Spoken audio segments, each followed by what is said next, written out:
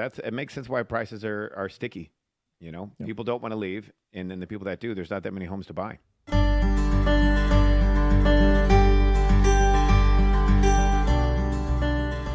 So I did want to mention, we talked about housing.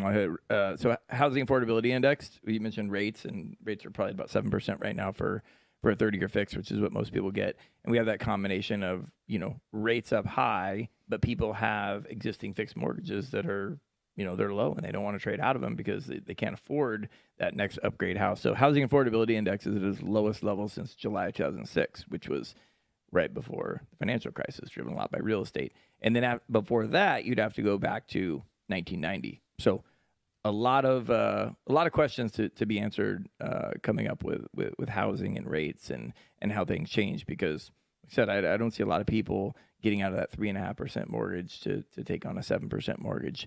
Again, because you're typically not, especially people that are not older and stepping down in size, you're typically at least lateral or moving up. And now it's more expensive because it's a bigger house, and now it's more expensive because of the rate and they can afford it. Cost of goods haven't come down much on housing either. We saw lumber go crazy there for a moment. It came back down, but it's just been holding.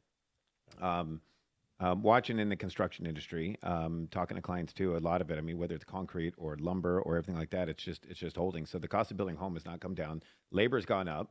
And so houses are still expensive. So supply is still short. There's not that many homes being built. There's a lot of red tape to build a home. Regulations. Permitting is taking fire longer sprinklers now to get in. Solar. And so it makes sense why prices are sticky. People don't want to leave, and then the people that do, there's not that many homes to buy. Yeah, and it doesn't seem like there's anything really there to soften up the home prices either. I was reading this morning, there's something like 30-something% more houses on the market than there were this year that are priced over $1 million. But some of that is because the prices have just moved up. If you get a 10%, which I think that, again, in the West, the number's something like 9% higher than it was this time last year. There are less houses being sold, so less transactions going through to the tune of like 2%. So about the same number of transactions, just the price levels are higher.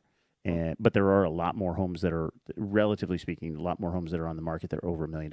But if you price it, if you're anywhere in our area between 4 and say 700, those houses go like that.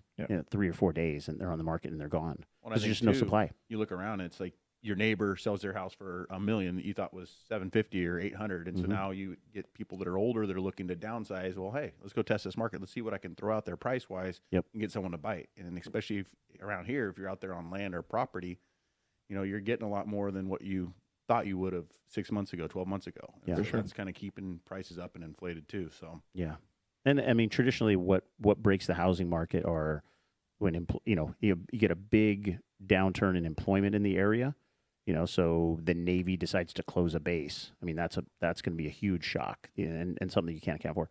Or interest rates go way, way, way up where, people can't. And the other thing that happened certainly in the financial crisis was a lot of adjustable rate mortgages, right? And those adjusted right into people and ate them up. And I think, I rarely hear of anybody doing adjustable rate mortgages anymore.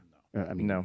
As far as the people that we talk to and clients, and even probably mortgage brokers, we could call them up right now and go, hey, how many of those are you doing? And you go, more than last year, but not very many. Yeah. It's an interesting thing. Jumbos too. Jumbos traditionally, if banks wanted to be in the jumbo market, they would price the jumbos just right, and the jumbos are much more expensive now than the conventional mortgage. Which says they don't want them on their balance sheet. Which says they don't want them. So yeah. No, I don't see how housing corrects in a meaningful way for the foreseeable future. Not that it needs to be going up 9% a year. I think it's probably unsustainable. And you have a hard time bringing it. And again, in our market, we're a little bit different because people from the Bay Area and LA still think this is inexpensive. In our space, but and it is.